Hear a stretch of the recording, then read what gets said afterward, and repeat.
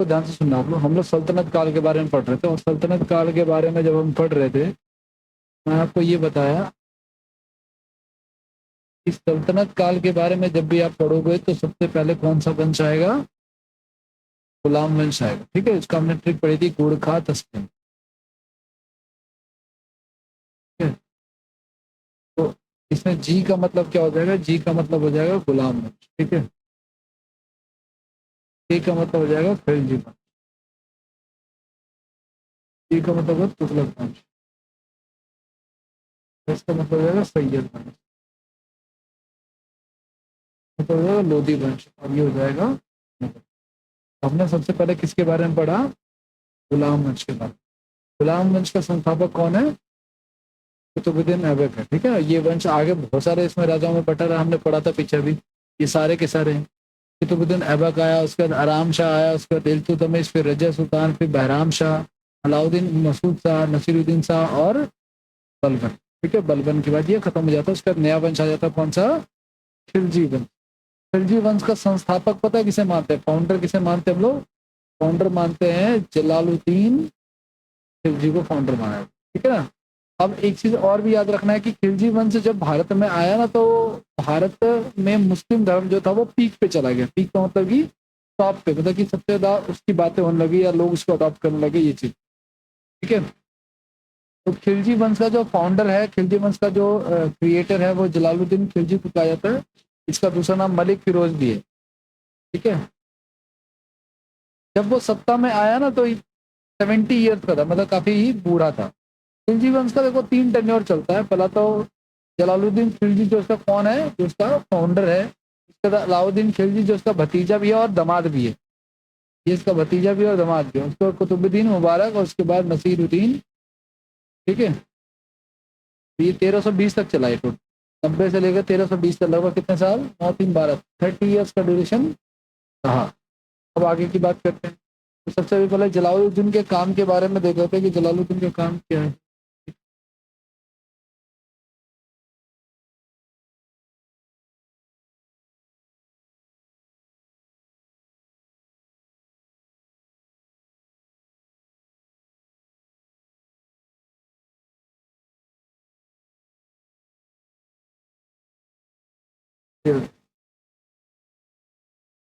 मैं क्या कह, वो अपनी उदारता उदारता के लिए जाने जाते थे। ठीक है, अपनी जो जनरसिटी है ना, मतलब लोगों को दान वान देना, ये सब चीजें इतना इंपॉर्टेंट नहीं है।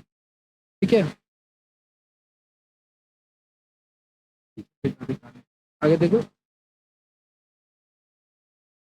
ये जो जलालुद्दीन खिलजी था, ऐसा कहा जाता है कि इसकी हिंदुओं के प्रति जो था वो काफी ज्यादा उदार दृष्टिकोण था, यानी कि लिबरल कहते हैं ना इसको।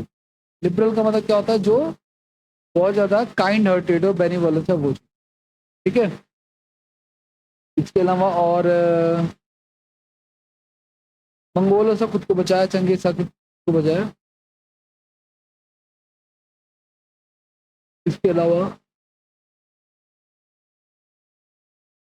नेक्स्ट,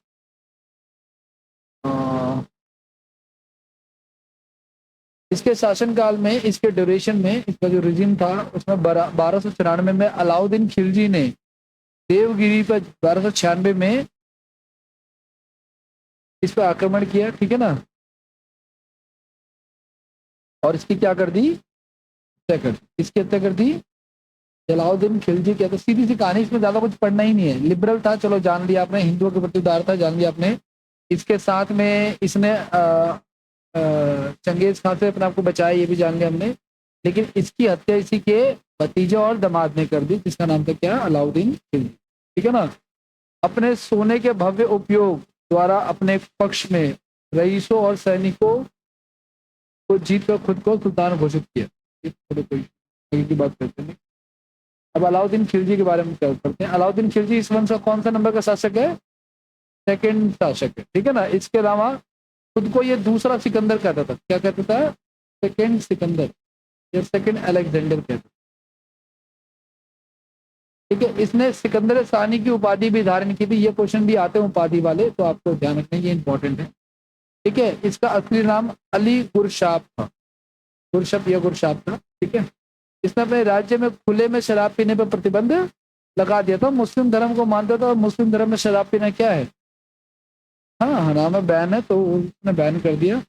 इसने कुतुब मीनार के पास दिल्ली में 7 शहरों में से दूसरे शहर सिरी का निर्माण करवाया। आपने देखा होगा सिरी का किला, सिरी फोर्ट है यहाँ पे, सिरी फोर्ट ऑडिटोरियम वगैरह भी है जहाँ पे स्टोर वगैरह होते हैं। ठीक है, तो इसमें श्री एक शहर का नाम, बहुत सारे शहर ये लोग बसाते थे, उसमें से श्री जो है वो एक शहर। अगला नेक्स्ट क्या कह रहा है आपका, अलाउद्दीन खिलजी की विजय और मंगोलों के आक्रमण। भाई ध्यान से सुना, अलाउद्दीन खिलजी ने बहुत सारे आक्रमण मंगोलों के झेले, ठीक है ना। उसने मंगोलों से बचाव के लिए 6 बार अपनी सेना भेजी थी, ठीक है ना। पहली 2 बार वो सफल रहा, तीसरी बार मंगोल आक्रमणकारी ख्वाजा दिल्ली आया लेकिन उन्हें राजधानी में प्रवेश करने से रोक दिया, मतलब अंदर तो आया लेकिन रोक दिया। अगले 3 मंगोल आक्रमणों को अधिक शक्तिशाली और क्रूर बल के साथ निपटाया गया। ये चीज आपको सबसे ज्यादा ध्यान रखना, ये क्वेश्चन पूछा जाता है कि सल्तनत काल का ऐसा कौन सा है जिसमें सबसे ज्यादा मंगोलों के प्रहार झेले, तो अलाउद्दीन खिलजी ने झेले। ठीक है, आगे की बात करते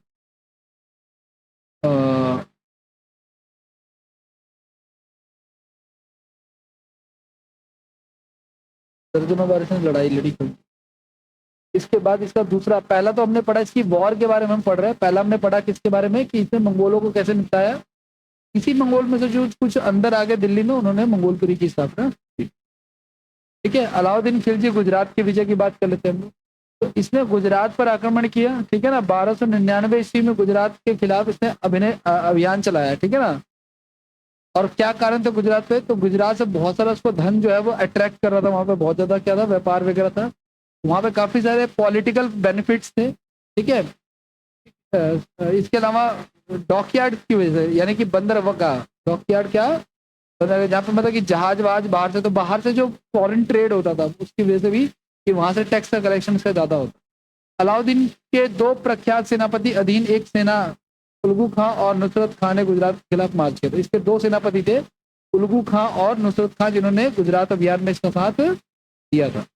आगे नेक्स्ट की बात करते हैं। ये पूरा दिल्ली सल्तनत का खिलजी वंश का है, मतलब दिल्ली सल्तनत तो पूरा का पूरा ही है। कहाँ चले गए, कहाँ तक, 1206 से लेकर के 1500, लेकिन हम ये बात कर रहे हैं 1290 से लेकर के 1320 तक। ये पूरा का पूरा जो एरिया है गुजरात वाला, ये सारा का सारा एरिया जो नॉर्थ इंडिया का, वो उसमें आता है। आगे गुजरात विजय में और क्या रहा इसने, गुजरात के शासक जो रायकरण थे उस समय के, गुजरात पे जब अटैक किया तो गुजरात के जो राजा थे रायकरण, वो भाग गए और सोमनाथ मंदिर पर कब्जा कर लिया गया, लूट लिया गया और फिर इसे नष्ट कर दिया गया। अलाउद्दीन ने राजा की पत्नी कमलाबाई से शादी की और मलिक कफूर इसका सेनापति था। कौन था ये, मलिक कफूर सेनापति था, ठीक है ना। मलिक कफूर को इसने साउथ भेजा। ये जो साउथ का इलाका आप देख रहे हो ना, ये साउथ की तरफ जाने वाला पहला राजा था। साउथ इससे पहले कोई मतलब कोई भी मुस्लिम शासक नहीं किया था। तो साउथ की तरफ इसने बहुत ही ऐसे ऐसे इसने मतलब वो चलाए, मिलिट्री के एक्सरसाइजेस चलाई जो साउथ में गई। और कौन लेके गया, मलिक कपूर लेके गया, जो उसका सेनापति। तो एक देखो, मलिक कपूर जो कि इसका एक महान सेनापति जनरल था, उसने दक्षिण भारत में खिलजी वंश के आक्रमणों का नेतृत्व किया और कैप्चर किया। अगले नेक्स्ट की बात करते हैं। अच्छा, ये जो गुजरात वाला जो इलाका आप ये देख रहे हो, बेसिकली ये राजपूत काल भी है, मतलब राजपूतों का भी इलाका है, ज्यादातर इसमें है। तो गुजरात विजय पे राजपूतों की शक्ति और मनोबल को तोड़ने के लिए रणथंभौर पर कब्जा किया है। राजस्थान की बात कर रहे हैं, इसके लिए ये उनका पहला निशाना बना। ठीक है, आगे नेक्स्ट की बात कर रहा हूँ। क्या कर रहा है, अलाउद्दीन खिलजी का राजपूताना की विजय। शुरुआत में खिलजी को काफी नुकसान उठाना पड़ा। इसमें नुसरत खान की जान गई। अंत में अलाउद्दीन को स्वयं युद्ध के मैदान में आना पड़ा, बाद में खुद लड़ने के लिए आया। ठीक है, और कुछ खास नहीं है इसमें। ठीक है, और एक और आता है इसमें, चित्तौड़गढ़, है ना भाई। चित्तौड़गढ़ का किला कौन सा, वो जो मूवी आप देखते हो पद्मावत वाली, है ना। तो 1303 में इसने जो है एक और राजपूतों के खिलाफ एक और चलाया, जिसका नाम था चित्तौड़गढ़ का अभियान। ठीक है, तो चित्तौड़गढ़ पे जो हमला किया था, तो उस राजा का नाम क्या था, राजा रतन सिंह। ठीक है ना, और उसकी पत्नी की वजह से जो है उसने उसके ऊपर हमला किया था, जिसका नाम था पद्मनी। ठीक है, इस युद्ध का तो वो मूवी में जो दिखाया है सही दिखाया है, बाकी तो उन सभी महिलाओं ने जौहर कर लिया, मतलब अपने आप को आग में झोंक दिया। ठीक है, और इसमें बहुत कुछ और भी बहुत कुछ लिखा मतलब, लेकिन आपको इतना डिटेल में नहीं जाना। ठीक है, ये जो रावल रतन सिंह है ये सिसोदिया वंश से है। किस वंश से है ये? सिसोदिया वंश। और ये सिसोदिया वंश कौन सी है? महाराणा प्रताप वाली वंश, जो इनके अकबर अकबर जो लड़ेंगे आगे। इतना आगे नेक्स्ट की बात करते हैं अलाउद्दीन खिलजी का चित्तौड़ का बारे में। अमीर खुसरो के अनुसार, अमीर खुसरो कौन है? बेसिकली एक एक आपका कवि कह लो, आप एक लेखक कह लो, जो इनके साथ रहता था। अमीर खुसरो के अनुसार सुल्तान ने नागरिक आबादी के नरसंहार का आदेश दिया, मतलब कि जो वो चित्तौड़गढ़ जो इलाका था ना, उसमें सबको मारने के लिए, है ना, मतलब जेनोसाइड जिसे कहते हैं। नरसंहार का तो क्या हो गया एक तरह से जेनोसाइड, तो जेनोसाइड का आदेश दे दिया। ठीक है, जिसके कारण जो बाकी के राजा थे ना आसपास के, वो सारे के सारे जो है वो डर गए काफी ज्यादा। ठीक है, अच्छा, जब ये सब खत्म हो गया, चित्तौड़गढ़ को नष्ट कर दिया गया, रावल रतन सिंह की हत्या होगी, रानियों ने क्या कर लिया? जौहर कर लिया, पब्लिक को मार दिया गया। उसके बाद क्या हुआ? इसका जो बेटा था, किसका? अलाउद्दीन खिलजी का बेटा था, इसका नाम था खिज्र खां। क्या नाम था उसका? खिज्र खां। इसी के नाम पे चित्तौड़गढ़ का नाम बदल गया, खिजराबाद कर दिया। क्या नाम कर दिया गया? खिजराबाद कर दिया। हालांकि अलाउद्दीन को जल्दी ही दिल्ली वापस लौटना पड़ा, क्योंकि मंगोली सल्तनत दिल्ली की ओर बढ़ रही। आगे नेक्स्ट की बात करते हैं। दक्कन, दक्कन मतलब वो साउथ की बात कर रहा है, जो उसका सेनापति गया था। क्या नाम था सेनापति का? मलिक कफूर। क्या नाम था? मलिक कफूर जो है वो साउथ की तरफ गया। तो अलाउद्दीन खिलजी दक्षिण भारत में आक्रमण करने वाला पहला सुल्तान था। ये बात मैंने आपको पहले बता दी। इससे पहले जितने भी राजा है मुस्लिम वाले, वो सारे के सारे आ कहाँ से रहते? वो सारे के सारे आ तो ऊपर से ही रहते, है ना, लेकिन कोई भी साउथ नहीं जा रहा था, सब उधर ही खुश थे। ये पहला राजा था जो साउथ की तरफ मूव कर पाया। ठीक है, तो दक्कन, इसको डेक्कन बोलते हैं इसको। ठीक है, दक्कन की तरफ जो है वो बढ़ने वाला पहला राजा था। ठीक है, उसने दक्षिण भारत, इसने अपने सबसे भरोसेमंद जनरल को भेजा, इसका नाम मलिक कफूर था। ठीक है ना, इसके अलावा ये सब तो कोई ये इतना खास नहीं है, आप रखोगे तो भी चलेगा, नहीं रखोगे तो भी चलेगा। तो वहां पे एक वारंगल का युद्ध हुआ, एक फौजल का युद्ध हुआ, ये सारे युद्ध। अब उसका एरिया एक्सपेंशन देखो आप लोग, खिलजी काल में देखो गुजरात वाला इलाका भी इसमें शामिल हो गया है। ठीक है, और ये जो बाकी है ना हौशल वगैरह, ये सिर्फ इसी, ये भले ही दूसरे वंश है लेकिन इसी के अंडर में काम कर रहे हैं।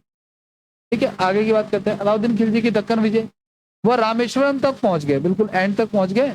ठीक है, और वहां पे एक मस्जिद का निर्माण करवाया। दक्षिण के राज्यों में अलाउद्दीन खिलजी को आधिपत्य स्वीकार कर लिया, मतलब दक्षिण के राज्यों ने क्या किया? इनको अपना मालिक मान लिया। अगर मालिक मान लोगे ना तो राजा आपको नहीं मारेगा। राजा कब मारेगा? जब आप उसको एक्सेप्ट, हम ये मतलब अब इनको ये बेनिफिट था, जब इसने इसको राजा मान लिया तो ये इसको टैक्स भेजेंगे और बदले में इनकी जान बची रहेगी, और इनके ऊपर कोई और अटैक करेगा तो राजा ही इनसे लड़ेगा, उनसे लड़ेगा, निपटेगा। ठीक है, ये सारे बेनिफिट। तो दक्षिण के राज्यों में अलाउद्दीन खिलजी का आधिपत्य स्वीकार कर लिया और उन्हें श्रद्धांजलि देने के लिए सहमत हो गए। श्रद्धांजलि टैक्स होना चाहिए। ठीक है, अगला, अब आगे की बात करते हैं।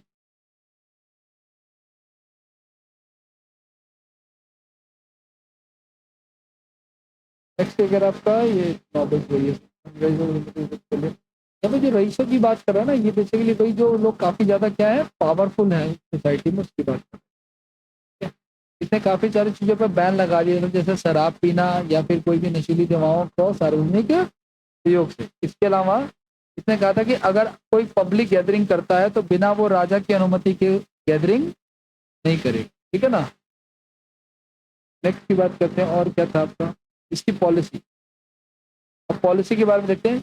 पॉलिसी देखो, सुनो, इसको बोलते हैं इकोनॉमिक पॉलिसी। क्या बोलते हैं इसको? इकोनॉमिक, यानी कि आर्थिक पॉलिसी बोलते हैं। इसने मार्केट से रिलेटेड ना कुछ पॉलिसी जारी की। क्या पॉलिसी जारी की भाई? नहीं, देखो ध्यान से क्या कह रहा है। अलाउद्दीन नगद में भुगतान की गई एक स्थायी सेना को खड़ा करने वाले पहले व्यक्ति थे। मतलब ये पहला व्यक्ति था जिसने स्थायी सेना का बंदोबस्त किया। इससे पहले जितने भी लोग राजा थे वो परमानेंट आर्मी यूज नहीं करते थे। वो क्या करते थे? कुछ लोगों को खेत दे देते थे, वो खेती करते थे, लेकिन जब लड़ाई होती थी तो उनको बुला लेते थे, है ना, ये सारी चीजें थी। लेकिन अलाउद्दीन क्या करता था? उन सबको सैलरी देता था, है ना। नगद भुगतान का होता क्या हो गया? सैलरी के बेस पे सेना रखी, यानी आपको कहीं नहीं जाना, आपको सैलरी मिलती, जैसे इंडियन आर्मी में होता है या कहीं भी। हर समय तो युद्ध होता नहीं है, तो भी सैलरी दी जा रही है, ताकि युद्ध हो जाए उस केस में जोड़ना। इसके पास एक बड़ी स्थायी सेना थी, इसके पास एक बड़ी स्थायी सेना थी जिसे शाही खजाने के नकद भुगतान किया जाता था। यह गंगा और यमुना के बीच की भूमि में कर के रूप में एकत्रित उपज के माध्यम से किया जाता था। और ठीक है, देखो सुनो, अपने समय में ये 50% टैक्स लेता था, यानी आपकी जमीन से अगर 100 किलो अनाज उगा है तो 50 किलो कौन ले जाएगा? राजा। और वो जो 50 किलो ले जाएगा उसका पेमेंट क्या करेंगे? इनकी सैलरी पे करेंगे वो लोग बेच करके। ठीक है, आगे नेक्स्ट क्या कह रहा है आपका? फारसी इतिहासकार फरिश्ता के अनुसार उसने 4,75,000 घुड़सवारों की भर्ती की थी। ठीक है ना? अच्छा, ये बंदा बहुत ही ना आर्मी को लेकर बहुत ही कॉन्शियस था, मतलब कि परमानेंट आर्मी रखी और सैनिकों का हुलिया तक लिख के रखा। जैसे मान लीजिए अगर ये बंदा मेरे यहाँ पे काम कर रहा है आर्मी में, एज आर्मी सोल्जर, तो मैं लिख लूंगा भाई इसे निशान है यहाँ पे, ताकि इसको मैं पहचान सकूं। कल को इसकी जगह कोई मुखबर या कोई जासूस या कोई और व्यक्ति शामिल ना हो जाए, ताकि मेरी सेना का भेद भूल सके। ठीक है ना? और तो इंसान तो छोड़ो, घोड़ों को भी ये दाग देता था। दागना समझते हो? जैसे गाय वाय को लोग निशान दे देते हैं कोई, लेकिन पहचान सके, उसी प्रकार से घोड़ों को दागने का, है ना, इसको दाग बोलते हैं। ये ब्रांडिंग के लिए होता था, मतलब कि आप उसको पहचान सको। और हुलिया लिखना, हुलिया मतलब कि जो सोल्जर होता था, सोल्जर का क्या लिखना है? उसका स्ट्रक्चर लिखना फेस का। ठीक है, चेहरा लिखना कि उसकी कैसा दिखता है, उसका मोल है या नहीं है, ये सब चीजें। Physical description of soldiers and dark branding. ठीक है ना, मतलब ब्रांड, ताकि इससे पता चल जाए कि घोड़ा वो नहीं गई। ये सारे काम वो करता। इसके अलावा और क्या था? अच्छा देखो, इसने अलग अलग बाजार बनाए, जैसे अनाज के लिए, कपड़ा के लिए, चीनी के लिए, है ना, मक्खन के लिए, सब सारी चीजों के लिए मार्केट इसने क्रिएट किया। ठीक है ना? और ध्यान से सुना, इस मार्केट को कंट्रोल करने के लिए इसने एक पोस्ट बनाई जिसका नाम था क्या? ठीक है ना? अब ध्यान सुना, इस व्यक्ति का काम क्या था? इस व्यक्ति का काम, इस पोस्ट का काम ये था कि जो भी मार्केट में गलत विसलत तोलेगा उसको वो रोकेगा। इसने बाजार मूल्य नियंत्रण प्रणाली को लागू किया था। ठीक है, बाजार बाजार मूल्य नियंत्रण प्रणाली।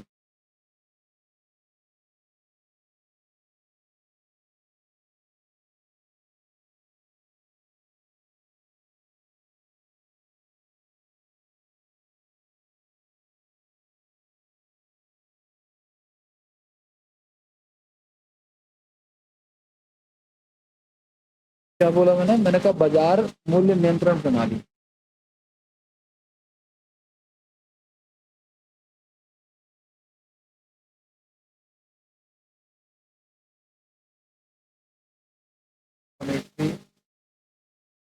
मार्केट, क्या चीज है बाजार मूल्य नियंत्रण? भाई देखो, ना तो कोई व्यक्ति कम तोल सकता था और ना ही रेट अपने आप डिसाइड कर सकता। ये सारे काम कौन करेगा? अगर कोई कम तोलेगा भाई तो उसके लिए बहुत ही सख्त हो जाती है। और उसको इसकी बात का पता कौन लगाएगा? ये बंदा, ये पोस्ट उसने रख रखी थी, हायर कर रखी। ठीक है, इसके अलावा एक इसने अलग से एक डिपार्टमेंट बना रखा था जिसका नाम था दीवाने रियासत। ठीक है ना? इसके अलावा प्रत्येक व्यापारी बाजार विभाग के अंतर्गत पंजीकृत था। जितने भी क्या थे, जितने भी शॉपकीपर थे, जितने भी बिजनेस मैन थे, वो सारे के सारे रजिस्टर्ड थे। पंजीकृत का मतलब क्या होता है? रजिस्टर्ड हो जाना। तो सारे के सारे, मतलब कोई एक्स्ट्रा नहीं बैठेगा, जो रजिस्टर्ड है वही बैठेंगे। ठीक है, इसके अलावा इसके ना गुप्त एजेंट होते थे, मतलब सीक्रेट एजेंट होते थे, जो कि इसका रिपोर्ट भेजते रहते थे। किसको? सुल्तान को रिपोर्ट भेजते रहते थे। इसके अलावा सुल्तान ने दास लड़कों को भी कीमतों की जांच के लिए विविध, नहीं देखो सुनो, ये मैंने आपको बता ही दिया क्या, कि कोई भी दुकानदार जो है वो धोखा नहीं दे सकता था, कम नहीं तोल सकता था। ठीक है ना? के लिए उसकी सजा थी। ठीक है, इसका फायदा ये होता था कि जैसे कभी कोई अकाल पड़ जाता था या कोई सी चीज की ब्लैक मार्केटिंग कोई नहीं कर सकता। ठीक है ना? ये ब्लैक मार्केटिंग होती है, चीजों का रेट बढ़ जाता है अचानक से। ठीक है, वो सारी चीजें राजा ने रोक रखी। कोई जमाखोरी नहीं करेगा, कोई ब्लैक मार्केटिंग नहीं करेगा, ये सारी। अगर नेक्स्ट कह रहा है आपका, ये दिल्ली का पहला सुल्तान था जिसने भूमि का माप का आदेश दिया। मतलब भूमि का माप मतलब भूमि को नापने का प्रोसेस जो है उसने, किसके पास कितनी जमीन है या राजा के पास कितनी जमीन है, इस तरीके। इसने एक और जो है ना, एक नया डिपार्टमेंट खोला जिसका नाम था दीवाने मुख्तराज। ये क्यों खोला गया? देखो सुनो, रेवेन्यू डिपार्टमेंट के द्वारा जो गलतियां हो जाती थी, रेवेन्यू का होता क्या होता है? राजस्व में, तो जहाँ से पैसा आता था, तो कुछ अगर गलती हो गई, मिस्टेक हो गई है, तो उसको जानने के लिए कि क्या गलती हुई है, तो ऑडिट करने के लिए ये एक ऐसा डिपार्टमेंट था जो क्या करता था, ऑडिटिंग करता था। ठीक है, इनकम जैसे अभी वर्तमान में ऐसे एक डिपार्टमेंट को हम क्या कहते हैं, कंट्रोलर एंड ऑडिटर जनरल कहते हैं। जो भारत सरकार की, भारत सरकार जो पैसा खर्च करेगी उसकी जांच कौन करेगा, क्या करता अभी करंट में। ऐसे ही इसमें भी एक डिपार्टमेंट जिसका नाम था दीवाने मुफ्तराज, है ना, तो क्या करता था, रेवेन्यू की गलतियों को नोटिस करता। आगे नेक्स्ट, इसने अमीर खुसरो और अमीर हसन जैसे कैदियों को संरक्षण दिया। ठीक है ना, अमीर खुसरो जो है एक कवि है और हिस्टोरियन भी, इनको उसने प्रोटेक्शन दिया। अमीर खुसरो को भारत का तोता कहते हैं, है ना। सितार की खोज किसने की, सितार की खोज का श्रेय भी जो है वो अमीर खुसरो को जाता है। अमीर खुसरो एकमात्र ऐसा व्यक्ति है जो राजा तो बदलते रहे, वंश भी बदलते रहे, लेकिन ये व्यक्ति हर हर राजा के दरबार में था। मतलब लगभग 6-7 राजाओं के दरबार में ये बना रहा लगातार, बड़े बड़े राजाओं के दरबार। ठीक है, और उर्दू भाषा का जनक भी इसे कहा जाता है और सितार का जनक भी, आविष्कारक भी इसे कहा जाता है। ठीक है ना, ये सारी चीज। इसके अलावा अलाउद्दीन खिलजी ने एक दरवाजा बनाया जिसका नाम था अलाई दरवाजा। क्या नाम था इसका, अलाई दरवाजा। ठीक है, ये इसके आर्किटेक्ट की बात करते हैं। अलाउद्दीन खिलजी राजवंश का, देखो 1316 में अलाउद्दीन की क्या हो गई, मृत्यु होगी। उसके बाद कौन आया अलाउद्दीन के बाद, कुतुबुद्दीन मुबारक। देखो इसका टाइम पीरियड है मात्र 4 साल, और इसका टाइम पीरियड है तो बस 1 ही साल भी नहीं। ठीक है ना, ये कितने साल है, लगभग 20 साल, 20 साल है। ये भी 6 साल। सबसे ज्यादा टाइम पीरियड कौन था, तख्त था, इसी की वजह से वो शासन कर पाया। ठीक है, अब आगे देखो क्या करें। इसकी मृत्यु के बाद क्या हुआ, कुतुबुद्दीन मुबारक 1316 से 20, और ये कमजोर उत्तराधिकारी थे जिसकी वजह से राजवंश क्या हो गया, खत्म हो गया। अंत में 1320 में पंजाब के गवर्नर गाजी मलिक के नेतृत्व में वो रईसी जो अमीर थे, ठीक है, उन्होंने दिल्ली पर आक्रमण कर दिया और सिंहासन पर कब्जा कर लिया। गाजी मलिक ने गयासुद्दीन तुगलक की उपाधि धारण की और दिल्ली के शासकों की एक नई पंक्ति की स्थापना की जिसे तुगलक वंश कहा जाता। आपको जो आपने जो सीक्वेंस पढ़ा गुरखा तस्लिम है, गुरखा तस्लिम है, तो गुलाम वंश, खिलजी वंश, उसके बाद क्या, तुगलक वंश। ठीक है ना, अब मेरी बात का ध्यान से सुनना। खिलजी वंश का संस्थापक कौन है, खिलजी वंश का संस्थापक कौन है, जलालुद्दीन खिलजी है। ठीक है, जलालुद्दीन खिलजी है। कब से कब तक, 1290 से लेकर के 1296 तक। जलालुद्दीन के बाद कौन आ रहा है, अलाउद्दीन खिलजी। मेन यही बंदा है जिससे क्वेश्चन पूछे जाएंगे, वो यही बंदा है। ठीक है, इसके 2-3 काम। पहला, इसने परमानेंट आर्मी रखा, इसने परमानेंट आर्मी का हुलिया कौन लिखता था, ये लिखता था, ये लिखता था, उसका स्टाफ लिखता था, उसने ऑर्डर देता। ठीक है, इसके अलावा घोड़ों को दागने का प्रोसेस किसने चालू किया, अलाउद्दीन खिलजी ने। हुलिया लिखने का प्रोसेस किसने चालू किया। इसके अलावा मूल्य नियंत्रण प्रणाली का, मूल्य नियंत्रण प्रणाली, मूल्य नियंत्रण प्रणाली की शुरुआत किसने की। कहने का मतलब ये है कि कोई चीजों के रेट अपनी मर्जी से नहीं बढ़ाएगा, कोई अगर ब्लैक मार्केटिंग नहीं करे किसी भी चीज, चाहे कितनी भी, जैसे आपने देखा होगा कभी कभी प्याज का रेट या टमाटर का रेट एक्सट्रीम हो जाता है, तो लोग रोक लेते हैं, फिर बाद में उसको और बड़े रेटों पे या महंगे रेटों पे बेचते। ऐसा कोई नहीं कर सकता था, अगर पता चल जाए तो ये उतना ही मांस काट लेता था, जितना कम तोलता था ज्यादा तोलता था। ठीक है, इसके अलावा और क्या किया इसने, इसने कई सारे हाँ, इसका सेनापति का क्या नाम था, मलिक कपूर। क्या नाम था इसके सेनापति का नाम, मलिक कपूर। मलिक कपूर ने जो इसका सेनापति था, उसने दक्कन यानी कि साउथ की तरफ जो है ना, साउथ इंडिया की तरफ इसने क्या किया, है ना, विद्रोह किया, मूवमेंट चलाया साउथ इंडिया की तरफ, आर्मी मूवमेंट चलाया इसने और जीता भी। और साउथ इंडिया के कई सारे राजा उसके अंडर में काम करने लग गए, ये सब कुछ चला। इसके अलावा और बताओ आप लोग, और कुछ नया हुआ इसके समय। राजपूतों के साथ जो है आपका बहुत सारे इसमें युद्ध राजपूतों के साथ लड़े, गुजरात विजय भी करी। इसके अलावा इसमें चित्तौड़गढ़ पे, है ना, पद्मावती, राजा रावल रतन सिंह, ये सारी कहानी चली। ठीक है, उसके बाद इसका बेटा जो था वो जो है वो चित्तौड़गढ़ का क्या बन जाता है, राजा बन जाता है। उसका नाम चेंज करके, क्योंकि बेटे का नाम क्या है, खिज्र खां, इससे चित्तौड़गढ़ का क्या नाम रख देते हैं बाद में, खिजराबाद उसका नाम रख देते हैं। ठीक है, ये सारी कहानी। इसके बाद इसके 2 बच्चे और आए जिनके क्या नाम थे, कुतुबुद्दीन मुबारक और नसीरुद्दीन। ये दोनों में से कोई भी यूजलेस है सारे के सारे, ठीक है ना, कुछ खास नहीं है। और इनको मार करके जो है एक नया राजा बन जाता है जिसका नाम था गयासुद्दीन तुगलक। तो गयासुद्दीन तुगलक जो है वो नया वंश आ जाता है यहाँ पे। ठीक है, अब ये सल्तनत काल अब इतना फैल चुका है, इसने मतलब उस बंदे ने इतना फैलाया, ठीक है ना, ये भी बल्कि साउथ में ही थे, ठीक है ना, भले ये अलग से थे लेकिन ये इसी के अंडर में काम कर रहे थे जो ये अलाउद्दीन।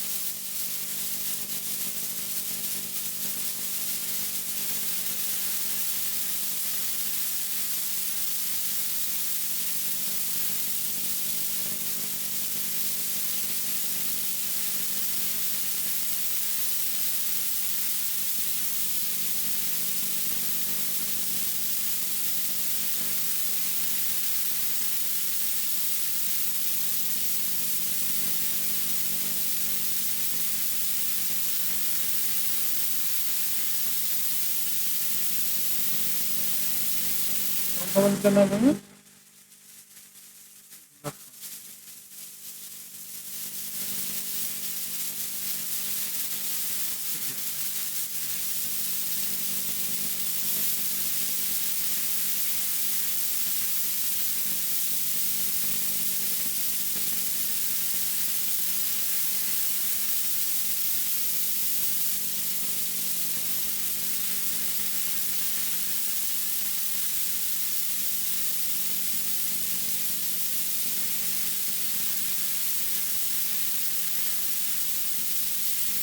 इसका टाइम पीरियड है 1320 से लेकर के 1310, 5 साल का ही वंश है। ठीक है, गलत है। 1414 तुगलक वंश का जो पहला राजा है उसका टाइम पीरियड कितना है? 5 साल का। जो ये गयासुद्दीन तुगलक है इसका टेन्योर है, यानी लगभग ये वंश अच्छा खासा चला। 96 है, सल्तनत काल का सबसे लंबा वंश है ये। ठीक है, आगे की बात करते हैं। इस वंश का संस्थापक कौन है? गयासुद्दीन तुगलक। ठीक है, गयासुद्दीन जो है तुगलक इस वंश का।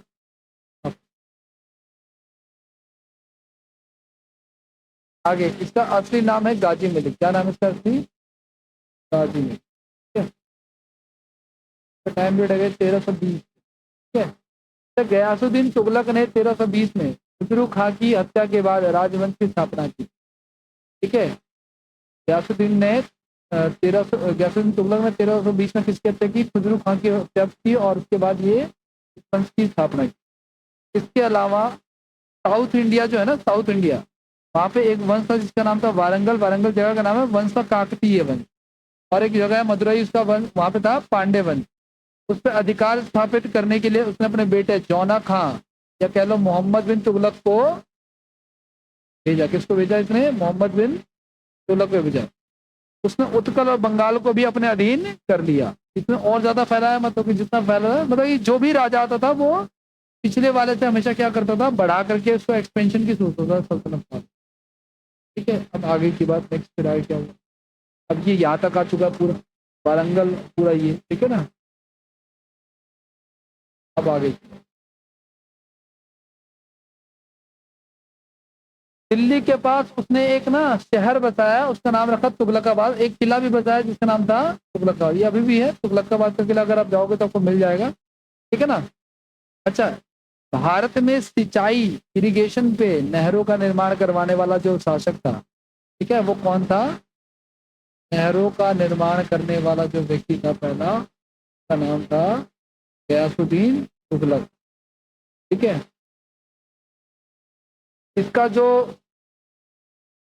उत्तराधिकारी था वो उसका दूना खां था, जिसको मोहम्मद बिन तुगलक भी कहते हैं। ठीक है, गयासुद्दीन तुगलक या मोहम्मद, दूना खां जो कौन है, देखो अभी पीछे मैंने पढ़ा था यहाँ पे। ठीक है, ये देखो ना, उसने अपने बेटे जौना खां या जूना खां जो भी कह लो आप लोग, इसका दूसरा नाम क्या है? मोहम्मद बिन तुगलक। ऑफिशियल नाम ये है राजा का, वैसे उसका पेट नेम ये है। ठीक है, एमबीटी बोलते हैं इसको। तो क्राउन प्रिंस जूना खान ने इसको उत्तराधिकारी बनाया। बाकी की बात करते हैं, मोहम्मद बिन तुगलक की बात करते हैं। 1325 से लेकर 1351। ठीक है ना, ठीक ठाक टाइम पीरियड है, लगभग 26 साल का। ठीक है, इसमें बहुत ही महत्वाकांक्षी योजनाएं, बहुत ही महत्वाकांक्षी मतलब बहुत ही ज्यादा ऐसी योजनाएं जो बहुत ज्यादा डिटरमाइंड थी, नई नई चीजें, नई नई टेक्निक अपना रहा था ताकि ग्रो करे। लेकिन आपको पता, आपसे कोई पूछे कि पूरे सल्तनत काल का सबसे पढ़ा लिखा राजा कौन है, तो मोहम्मद बिन, एमबीटी शॉर्ट में याद रखना, सबसे पढ़ा लिखा राजा, सबसे ज्यादा पढ़ा लिखा राजा। और कोई आपसे पूछे कि सबसे बड़ा फेलियर कौन है, तो मोहम्मद बिन तुगलक। मतलब पढ़ा लिखा होने के बाद भी सबसे बड़ा फेलियर कौन है, मोहम्मद बिन तुगलक, क्योंकि ये पढ़ा लिखा गवार। ठीक है, अच्छा, नॉर्मली ये धार्मिक मामलों में सहिष्णुता, सहिष्णु मतलब जो हर रिलीजन को प्रेफर दे, ऐसा नहीं केवल एक रिलीजन के पीछे। अच्छा, इसके अलावा ये इंटरनेशनली भी अपने रिलेशन बना रहा था, मतलब मिस्र के राजा से मिलना या उसको सामान भेजना, गिफ्ट भेजना, चीन, ईरान, सभी राजाओं से बात करता रहता था। ठीक है, इसने अपने पॉलिटिकल जो है वो बना रखे थे रिलेशन। वे दिल्ली के एकमात्र सुल्तान था जिसने व्यापक साहित्यिक, धार्मिक और दार्शनिक शिक्षा प्राप्त की। मतलब इसने लिटरेचर भी पढ़ा, रिलीजन भी पढ़ा और फिलोसफी भी पढ़ी, तीनों चीजें पढ़ी। मैंने कहा ना काफी पढ़ा लिखा हुआ। पूरे सल्तनत काल का सबसे पढ़ा लिखा राजा मोहम्मद बिन तुगलक, और सबसे बड़ा फेलियर राजा भी तुगलक। ठीक है ना, अब आगे की बात करते हैं। अब इसके कितने एक्सपेरिमेंट थे इसके वो देखते हैं। तो इसके बहुत सारे एक्सपेरिमेंट थे, तो सब कुछ एक एक्सपेरिमेंट। अच्छा, यही एक्सपेरिमेंट इसके फेलियर का कारण भी था। तो उसका पहला एक्सपेरिमेंट पता है क्या है? पहला एक्सपेरिमेंट है कि उसने अपनी राजधानी को जो है वो क्या कर दिया, ट्रांसफर कर दिया। ठीक है, तो पहले इसकी राजधानी क्या थी, देवगिरी, और बाद में से उसने ट्रांसफर कर दिया, उसको कहाँ ले गया, तो दूसरी राजधानी, हाँ नहीं, पहले था अपनी राजधानी को दिल्ली से दौलताबाद ले गए। मैं ये यहाँ पे इसने ट्रांसफर किया था। देखो सुनो, ये जो आप मैप देख रहे हो ना, पहले जो सल्तनत का राजा था वो दिल्ली में होता था। कहाँ होता था? फिर उसने दौलताबाद को अपनी राजधानी, ताकि वो ऐसी जगह पे बैठे ताकि साउथ को भी हैंडल कर ले और नॉर्थ को भी हैंडल कर ले। ठीक है ना, तो अपनी राजधानी को दिल्ली से कहाँ ले गए ये? पहली राजधानी कौन सी थी, दूसरी कौन सी थी? महाराष्ट्र में है ये दौलताबाद। ठीक है ना, तो इसने अपनी राजधानी को दिल्ली, पहले थी दिल्ली, फर्स्ट कैपिटल अगर कुछ पूछो तो कह देना दिल्ली थी, और दूसरी थी दौलताबाद। ठीक है, अच्छा, दौलताबाद ले जाने का कारण क्या था? ताकि वो दक्षिण भारत को भी उतने तरीके से हैंडल कर सके जितने तरीके से वो नॉर्थ इंडिया को कर रहा था। ठीक है, लेकिन ये जो था ये काफी ज्यादा फेल हो गया, ये इसका प्लान जो है चौपट हो गया। क्यों फेल हो गया? ये उत्तर भारत से बहुत दूर था, और ये वेस्टर्न बाउंड्रीज पे नजर नहीं रख पा रहा था। वेस्टर्न बाउंड्री कौन सी? तो वो जब ये यहाँ पे आया ना, यहाँ पे, तो यहाँ पे क्या हो रहा है, जो अटैक बाहर से हो रहे हैं मंगोलों के या किसी और के, वो पता ही नहीं चल पा रहे थे कि इसको अटैक कौन कर रहा है। तो ये इसका फेलियर था सबसे बड़ा। इसके अलावा और क्या क्या था, आगे की बात करते हैं। इसका दूसरा एक्सपेरिमेंट था गाइस, जो फेलियर का, वो था टोकन मनी बनाना, सांकेतिक मुद्रा बनाना। आप और मैं ये जो करेंसी यूज करते हैं इसको टोकन मनी कहते हैं। ठीक है ना, इसको बुरी मुद्रा भी कहते हैं। बुरी मुद्रा क्या होता है? जो मुद्रा बेकार है तो बुरी मुद्रा कहते हैं, बैड मनी कहते हैं ना। लेकिन बैड मनी का फायदा क्या है, मतलब नुकसान क्या है, क्या होती है बैड मनी? अगर ये बैड मनी है, जो करेंसी हम यूज कर रहे हैं, ये वाली अगर हम यूज कर रहे हैं, और ये बैड करेंसी है, तो गुड करेंसी क्या है? ये तो बैड है, तो फिर हम यूज ही क्यों कर रहे हैं? बैड करेंसी का मतलब होता है गाइस ऐसी करेंसी जो गवर्नमेंट इशू करती है। तो किसने इशू किया है? गवर्नमेंट। और गवर्नमेंट जब चाहे आके इसको बंद करिए। फिर आपको आएगी, भाइयों बहनों कल से 500 के नोट बंद हो जाएंगे, तुम्हें बैंक में लगना पड़ेगा, हमें बैंक में लगना पड़ेगा। इसने भी एक ऐसी करेंसी चलाई। अच्छा, एक बात बताओ, अगर गवर्नमेंट इसमें बहुत सारे अगर वो ना लगाए, ट्रिक्स ना लगाए, तो ये तो घर में ही छाप लेंगे। उससे भी है, कुछ लोग छापते हैं जिनका काम वहाँ पे बताओ। ठीक है ना, तो घर में छप जाएगा। जैसे ये लगा देना, कुछ इसमें ऐसा लगा दी जिससे लोग इसको ना बना पाए। लेकिन इसने जो करेंसी बनाई ऐसी बना दी जो लोग घर में ही छाप रहे थे। ठीक है ना, तो भाई साहब शपथ लग गया इसको, है ना। अच्छा, एक बात बताओ, ये करेंसी हमारी, सरकार भी हमारी, बैंक भी हमारा, कुछ छाप छाप के दे देना चाहिए था, क्या दिक्कत है? कचौड़ी की दुकान पे खाने से बेहतर तुम कचौड़ी की दुकान ही खोल लेते। ठीक है, अब ध्यान से सुनो, टाटा ने 1500 करोड़ रुपए डोनेट किए किसको? कोविड में गवर्नमेंट। आपको पता है एक देश की आबादी कितनी है? 150 करोड़। एक व्यक्ति के हिस्से में कितना आएगा पता है? 10 करोड़। यानी 10 करोड़ आपके पास, 10 करोड़ इनके पास, 10 करोड़। हम अपना हॉस्पिटल खुद बना लेते, क्या जरूरत थी इनको?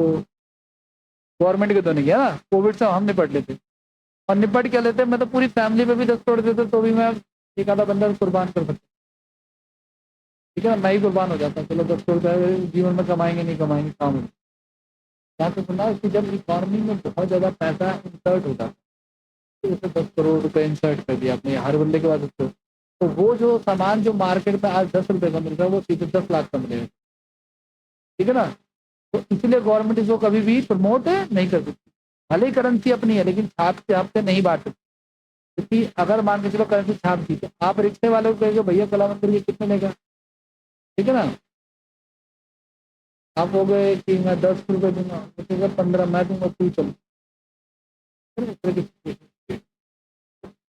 भले ही देश अपना है लेकिन करेंसी नहीं छाप। लेकिन इसने जो करेंसी छापी, ये जो फोटो देख रहे हो आप, ये इतनी आसान थी कि लोगों ने तो घर में छापना शुरू कर दिया। इसकी वजह से क्या हो गई? इन्फ्लेशन बढ़ गया, महंगाई बढ़ गई, जैसा अभी मैंने आपको बताया। तो हुआ क्या कि जब इसने करेंसी छापा, इसने एक दिन शाम को आके बोल दिया कि भाइयों बहनों कल से मेरे सिक्के नहीं चलेंगे, वापस कर दो मुझे। तो हुआ ये कि जैसे इसने 1 लाख छापे थे लेकिन वापस 2 लाख आ गए। समझ रहा इस चीज? तो ये समझ गया। ठीक है ना। इसकी वजह से ये एक फेलियर हो गया एक तरह से। पहला फेलियर क्या रहा इसका? कैपिटल का ट्रांसफर।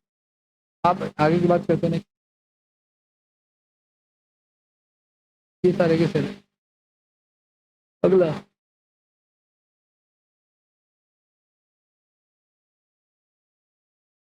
तीसरा इसका फेलियर था कि आर्मी। तुम्हें पता है क्या इसका टाइम पीरियड लगभग 26 साल था ना? और अलाउद्दीन खिलजी का कितना था? 20 साल था। तो ये अलाउद्दीन खिलजी से भी लंबा समय रहा।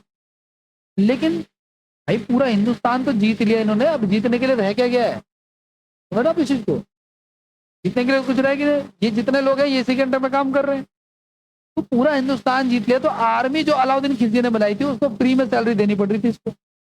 वो इसके गले का दर्द बन गई थी, सर का दर्द। समझ रहे हो इस चीज का? बोलो तो उसको कैसे निपटाए? तो आर्मी जो जो पहले की बनी हुई, अच्छा अलाउद्दीन ने रूल निकाला था कि परमानेंट सैलरी देनी है तुमको, तो सैलरी भी जा रही थी और लड़ाई कुछ हो नहीं रही है, किसी काम की नहीं थी। तो तीसरा फेलियर क्या हो गया? आर्मी जो बड़ी सी आर्मी थी वो उनका फेलियर हो गया एक तीसरा। कुछ आगे नेक्स्ट की बात करते हैं। नेक्स्ट नेक्स्ट इसने कुछ रिफॉर्म्स चलाए, एग्रीकल्चर रिफॉर्म। कृषि के लिए इसने अलग विभाग बनाया, दीवाने कोही। क्या नाम था इसका डिपार्टमेंट का? दीवाने कोही। उसने एक योजना शुरू की जिसके द्वारा किसानों के बीज खरीदने और खेती में विस्तार के लिए तरक्की में ऋण दिया जाए। ठीक है। राज्य के तहत मॉडल मॉडल फॉर्म 64 वर्ग मील के क्षेत्र में बनाया गया, जिसके लिए सरकार के तहत 70 लाख टका खर्च किया जाता है। इसका प्रयोग उपलब्ध में आगे भी जारी रखा। इसने एग्रीकल्चर रिफॉर्म्स भी चालू किए थे। अगला नेक्स्ट, इसके समय पर लोगों ने विद्रोह भी किए खूब सारे। विद्रोह मतलब कि रिवोल्ट। तो ये तो राजा था, जनता जैसे विद्रोह करती है, जनता जैसे रिवोल्ट करती है, कई सारे लोगों ने विद्रोह, मतलब गुजरात में हुआ, फिर 1347 में हुआ, 1336 में हुआ, हसन शाह ने किया, अलग अलग लोगों ने किया है। तो आपको ये नहीं ध्यान रखना, आपको ये ध्यान रखना कि सबसे पहले क्या हुआ है। तो उसके फेलियर का पहला कारण कैपिटल ट्रांसफर, दूसरा कारण करेंसी टोकन मनी, तीसरा आर्मी जो बड़ी आर्मी थी उसकी सैलरी वगैरह, चौथा एग्रीकल्चर रिफॉर्म। ठीक है, ये सारे के सारे, और ये रिवोल्ट हो गया। ठीक है। अब इसके बाद क्या हुआ इसका, धीरे धीरे ये काम जो है वो छोटा पड़ने लग गया, थोड़ा थोड़ा लोग जो है सेपरेट होने। अब उसके बाद और क्या बना, इसकी डेथ हो जाती है। अच्छा ये बदायूनी क्या है? बदायूनी ये बुधवानी नहीं है, बदायूनी लिखा हुआ है, बदायूनी होना चाहिए इसको। बदायूनी जाने क्या है? इतिहासकार है। कौन है ये? इतिहासकार है, यानी कि हिस्टोरियन है, हिस्टोरियन है। और ये जब ये मरा तो भाई साहब ये इतना अजीब आदमी था। इसका नाम क्या था? मोहम्मद बिन तुगलक। ध्यान से सुनना आप लोग, ठीक है, फिर से सुना। पहली बात तो भाई इसके समय में ना 1333 में इबन बतूता भारत आया था। इबन बतूता भारत आया था। कहाँ से आया था? ये मोरक्को से आया था। कहाँ से आया था? मोरक्को कहाँ पे? अफ्रीका में, साउथ अफ्रीका में पड़ता है ये। ठीक है ना। तो इबन बतूता भारत आया। ठीक है, इसके समय में और ये जो राजा था तो कौन था, मोहम्मद बिन, ये बहुत ही सन की राजा था। सन की समझते ना, सनक की समझो। तो इसके दरबार में अगर कोई आ गया तो जिस पे इसका मन आ गया उसको तो वो अमीर कर देगा, उसने पैसे देगा उसको, और किसी एक को लटका देगा पूरी तरीके से। और हर दिन ऐसा वो किसी को ना किसी को अमीर कर देता था और किसी ना किसी को वो लटका देता, ऐसा होता ही था। ठीक है। जब ये मोरक्को से आया तो मोहम्मद बिन तुगलक ने इसको अपना राजदूत बना के रखा। ठीक है ना। एक दिन इसके दरबार में चोरी हो गई। क्या हो गई? और चोरी का इल्जाम लग गया किस पे? ठीक है ना। तो भाई इसको बहुत गुस्सा आया, लेकिन इसने, अब ये सनकी तो था ही था, लेकिन ये इबन बतूता के साथ मारा नहीं। इसने क्या है, इसको एक दिन के लिए ना नजरबंद कर दिया, नजरबंद कर दिया, तो कमरे में बंद कर दिया, मतलब कहीं ये जा नहीं सकते, फांसी वांसी की सजा नहीं। फिर इबन बतूता ने सोचा है कि यार ऐसा राजा सनकी किसी ने मेरा नंबर लगा ही दे। तो उसी समय में चाइना से तो इसके रिलेशन थे ही, मैंने पढ़ा पीछे की विदेश से इसके रिलेशन थे। चाइना से एक राजदूत आया था इसके दरबार में। तो इबन बतूता ने इसको बोला कि महाराज जब चाइना से आया तो आप भी भेजो चाइना। इबन बतूता ने किसी को क्या भेजोगा, मैं ही चला जाता हूँ। ठीक है ना। तो निकलना था यहाँ से, जैसे तैसे बोल के वो वहां से निकल गया चाइना, और वहां से वापस अपने वो घर चला गया। ठीक है ना। ये जो इबन बतूता है, इसने एक किताब भी लिखी है। इसने एक किताब लिखी है। क्या किताब लिखी है इसने? इस किताब का नाम था रहला। क्या किताब का नाम है? रहला। और इस किताब में उस समय की गई, ध्यान रखना आप लोग, उस समय की डाक व्यवस्था, यानी पोस्टल सर्विसेज, जो पोस्ट ऑफिस वाली होती है ना वो, इसके अलावा गुप्तचर व्यवस्था यानी कि इंटेलिजेंस, ठीक है, इसके अलावा व्यापार व्यवस्था, व्यापार व्यवस्था यानी कि बिजनेस, ठीक है, ये सारी चीजें जो है वो, इसके अलावा ये सब तो इसमें ही रहते, तीन चीजें इसका जिक्र इसने अपनी किताब में किया। ये क्वेश्चन आया हुआ है यूपीएससी का, ठीक है ना, ये सारी। अब आगे ये जो हमने पीछे पढ़ा ना अभी, ये बदायूं ने लिखा इसके बारे में, भाई तो ये ऐसा था कि लोगों को इससे देखो, सुल्तान अपने लोगों और लोगों को सुल्तान से मुक्ति मिल गई। ये जब मरा तो बदायूं ने क्या लिखा कि लोगों को सुल्तान से और सुल्तान को लोगों से मुक्ति मिल गई, मतलब दोनों एक दूसरे से दुखी थे, प्रजा भी दुखी थी और राजा भी, क्योंकि राजा खुद सनकी था, प्रजा इससे दुखी थी। ठीक है इस बात से। अच्छा, मोरक्को यात्री इबन बतूता ने अपनी अवधि के दौरान भारत का दौरा किया था। इबन बतूता, ठीक है, किताब का नाम क्या था? रहला। ठीक है। इसने इसमें दिल्ली जैसे दिल्ली का काजी नियुक्त किया था उसको। ठीक है। तारीख को भी मैंने आपको बता दिया, अब आगे की बात। मोहम्मद बिन तुगलक की क्या हो जाती है? ठीक है, मोहम्मद बिन तुगलक की डेथ हो जाती है 1351 में। और इबन बतूता उन्हें एक खराब तारंकित आदर्शवादी कहते हैं। खराब का मतलब पुअर, आदर्शवादी मतलब आइडल, मतलब पुअर आइडल, मतलब अच्छा राजा नहीं था, ये बेकार राजा, काम का नहीं। ठीक है। ठीक है। इसके बाद तुगलक वंश जो है वो, तो कौन आ गया? फिरोज शाह। कुछ खास नहीं है लेकिन फिर भी ध्यान रखना आप लोग, सबसे बढ़िया चीज जो मैं आपको बताता हूँ सबको ध्यान रखना है। ठीक है। गयासुद्दीन तुगलक के छोटे भाई, गयासुद्दीन तुगलक ये था ना, इसका छोटा भाई बना फिरोज तुगलक। पहले तो बेटा बन गया, फिर बाद में भाई बन गया। पहले बेटे को प्रेफरेंस मिली, फिर भाई को प्रेफरेंस। ठीक है ना। इसके अलावा इसने जो है, आगे की बात करते हैं, इसने भी कई सारे सैन्य अभियान चलाए, लेकिन आपको मेन जो चीज वो ध्यान रखनी है वो ये कि इसने भाई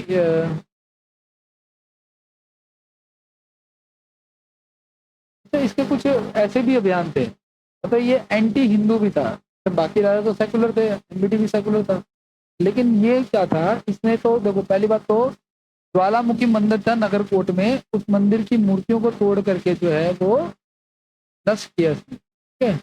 नष्ट भी किया था इसमें, इसमें लिखा है शायद। ठीक है।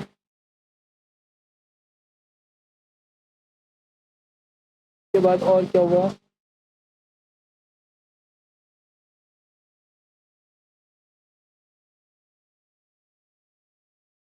इसने जो है ना कि इस्लाम, इसने जो टैक्सेस लगाए, किसने? ये फिरोज शाह तुगलक ने ना, इसने जो टैक्सेस लगाए वो टैक्स इसने इस्लामी कानून के थ्रू लगाए, मतलब जो भी इस्लाम में है। तो इसने एक जजिया कर लगाया। ठीक है। ये जो जजिया कर था ये किसके ऊपर होता है? एक प्रकार का धार्मिक कर था, जो कौन देते थे? ब्राह्मण या फिर हिंदू देते थे, यूं कह लो। ठीक है। फिर इसने एक और टैक्स लगाया, ज़कात भी लगाया था इसने, ठीक है, वो मुस्लिम थे, ठीक है ना। अच्छा, सिंचाई के लिए टैक्स लगाया इसने, इरिगेशन टैक्स लगाया, ठीक है। सिंचाई विचाई की शुरुआत तो इन लोगों ने की थी, कह रहा फ्री में थोड़ी भाई टैक्स देना पड़ेगा इरिगेशन, ठीक है। अच्छा, इसने बहुत सारे पहले के टैक्सेस को खत्म भी कर दिया जो यूजलेस थे, ठीक है ना। 28 करोड़ को विशेष रूप से समाप्त कर दिया क्योंकि वे इस्लाम के खिलाफ। आगे की बात करते हैं, इसके प्रशासन की बात करते हैं। ये तो खराज, देखो जक़ात, देखो जजिया कर किस पे लगता था, हिंदू पे लगता था, और जक़ात किस पे लगता था, मुस्लिम पे लगता था, ठीक है। और ये खराज और जो खुम्स है ना, देखो ये जो है, ये खराज जो है वो एग्रीकल्चर का 1/10 होता था, है ना। अगर मान के चलो 100 किलो अनाज हुआ तो 10 किलो कौन ले जाएगा, राजा।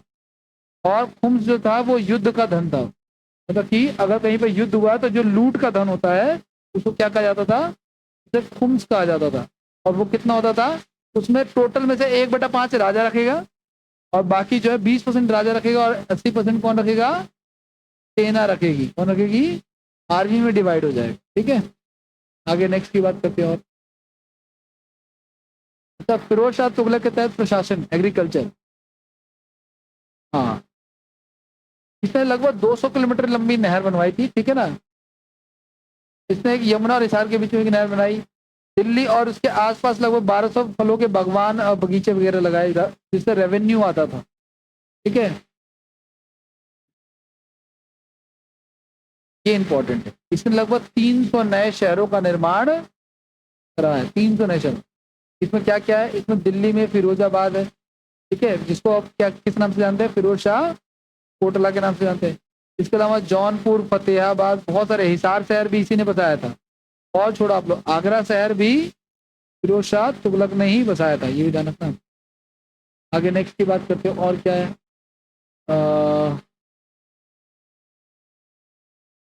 इसमें कुछ मॉन्यूमेंटल रिफॉर्म्स किए, जैसे कि जामा मस्जिद जो था, दिल्ली का जामा मस्जिद और कुतुब मीनार, इसकी इसने क्या करा, इसने रिपेयर करा, ठीक है। इसने जो अनाथ होते हैं और जो विधवाएं होती हैं उनकी देखभाल के लिए इसने एक अलग से डिपार्टमेंट बनाया जिसको दीवाने खैरात कहते हैं, ठीक है। गरीब मुसलमानों के लिए मुफ्त अस्पताल बनाए जिसको दारुल शफा कहते हैं, ठीक है। मैरिज ब्यूरो बनाए, ठीक है। इसके अलावा पैसे देने के लिए लोगों को ना, जो गरीब हैं, को आर्थिक सहायता देने के लिए इसने एक और डिपार्टमेंट बनाया, दीवाने तिबक्का। और क्या क्या, इसके समय में ना फेमस लोग कौन थे, एक था बर्नी और एक था आसिफ, ठीक है। तो इसने इनको संरक्षण दे रखा था, ठीक है। अच्छा, जिनको ये हराता था उनको वो क्या बना लेता था, गुलाम बना लेते थे, ठीक है। इसके बाद और क्या कह रहा है, फिरोज ने सभी प्रकार के अंग भंग और यातना पर रोक लगा दी। हालांकि गैर मुसलमानों को मुस्लिम रईसों को क्रोध का सामना करना पड़ा। मतलब कि फिरोज तुगलक जो था उस समय राजा कोई भी पनिशमेंट देता है ना, हाथ पैर काट दो, है ना, इस तरीके से, तो इस तरह की पनिशमेंट में उसने रोक लगाई। लेकिन जो एंटी मुस्लिम थे, जो जो मुस्लिम नहीं थे, हिंदू वगैरह थे, उनको फिर भी सफर करना पड़ा, ठीक है। इसने जयनगर पे कब्जा कर लिया, ठीक है, और जगन्नाथ मंदिर को नष्ट कर दिया।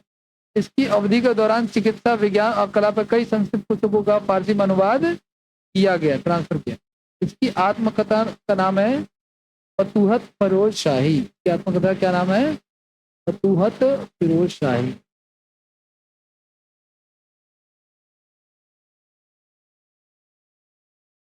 नेक्स्ट की बात करता हूँ।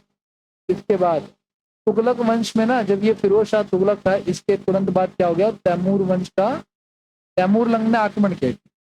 1398 में तैमूर वंश ने आक्रमण किया और दिल्ली में किसी विद्रोह का सामना नहीं किया। मतलब कि दिल्ली में उस समय कोई खास राजा था ही नहीं जो उसका विद्रोह करे, ठीक है। इसने क्या किया है, हजारों लूटपाट और हत्याएं की। 1399 में भारी संपत्ति के साथ चला गया। तैमूर ने भारत पर आक्रमण किया और हजारों दासों और खजानों से लदे 90 हाथियों के साथ वो वापस लौट गया।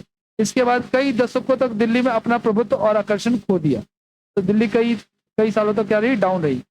ये आक्रमण ने तुगलक वंश को तुगलक वंश का मतलब पूरी तरीके जो भी राजा था ना, बचा बचा थोड़ा बहुत, इसके बाद छोटे मोटे जो राजा उनको नष्ट कर दिया। ये बहुत ही ज्यादा क्रूर राजा था। कौन? जिसका नाम है, ठीक है, एक क्वेश्चन आया था टेस्ट में कि अरेंजमेंट का क्वेश्चन था वो, तो पहले कौन आया, फिर कौन आया, फिर कौन आया, चंगेज खान। कौन आया? Genghis Khan. और उसके बाद कौन आया? तो ये सीक्वेंस अरेंज करना था ये कुछ।